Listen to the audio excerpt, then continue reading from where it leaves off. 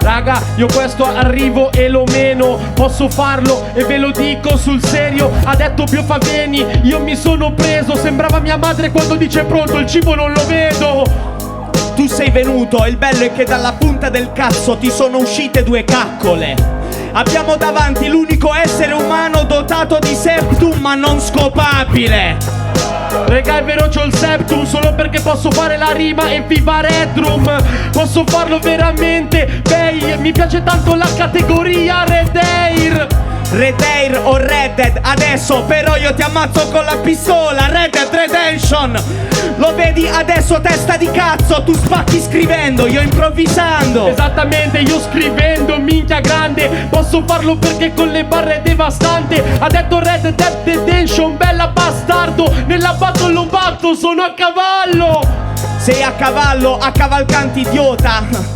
Ti devo dire roba ora, posso dire viva Redrum, ma non è viva Biofa. Se scopa una tipa dice ma è viva o cosa? No, non è viva e lo faccio tipo sempre, perché posso farlo all'ammazzo quel sectum sembra. Regà, il suo cavallo non gli guarda in bocca, si chiama Donato, gli chiede lo vuoi con mollica o senza? Lo dico con mollica perché mi piace ingrassare e schiacciare la fica. Aspetta, non è septum sembra, il tuo septum sembra una merda. Bello, mica veramente spacco broda. Nella situazione quello qua che spacca è Biofa. Redrum è un mago così cattivo che Hogwarts scardina le porte anziché usare Alomora. Stronzo, perché ti ho tagliato la gamba e allora a che serve il piede di porco?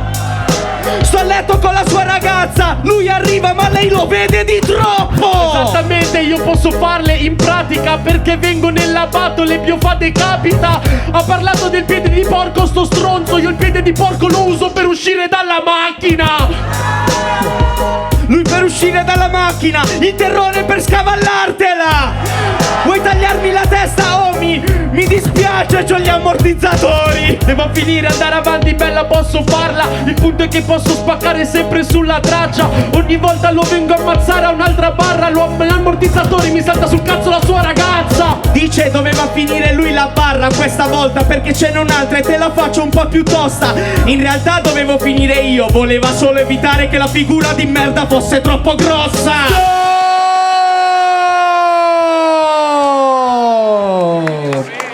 Let's go.